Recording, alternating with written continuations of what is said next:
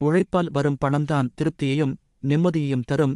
நாம் எப்படி பணத்தை சம்பாதிக்கிறோம் என்ற அடிப்படையில்தான் நம் வாழ்க்கை அமைகிறது.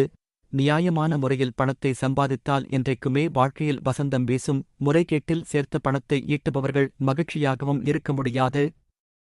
அந்த பணத்தை பலர் அறிய நிம்மதியாக அனுபவிக்கவும் முடியாது.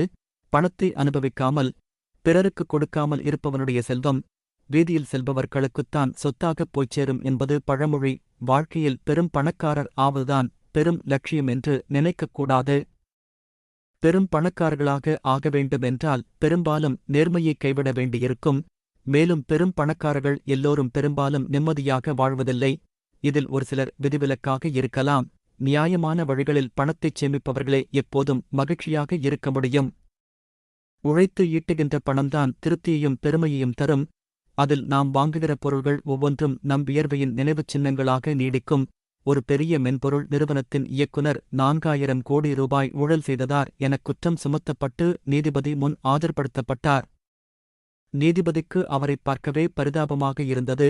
காலையில் உங்களுக்கு உணவு ஏதாவது கொடுத்தார்களா இல்லை என்று தலையாட்டினார் இயக்குனர். நீதிமன்ற ஊழியரிடம் 4 இட்லி வாங்கி வருமாறு ஆணையிட்டார். இயக்குனரின் கையில் இட்லி பொட்டலம் கொடுக்கப்பட்டது. பரவாயில்லை, இங்கேயே சாப்பிடுங்கள், அதற்குள் நான் இன்னொரு வழக்கு விசாரணையை முடித்து விடுகிறேன் என்றார். இயக்குனரால் 3 இட்லிக்கு மேல் சாப்பிட முடியவில்லை. பேந்த விழித்தபடி நின்று கொண்டு இருந்தார். என்ன, ஒரு இட்லியை வைத்து விட்டீர்கள், சாப்பிட்டு விடுங்கள் என்றார் நீதிபதி.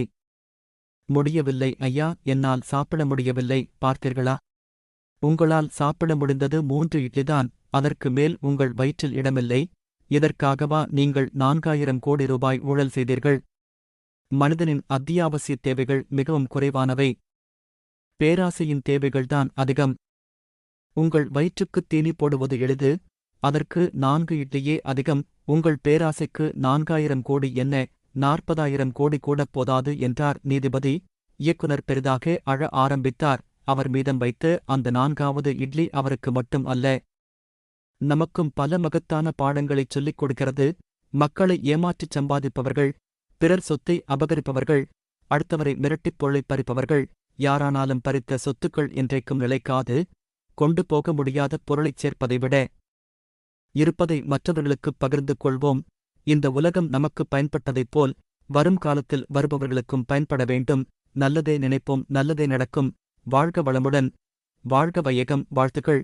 இந்த நாள் இனிய நாளாக அமையட்டும்.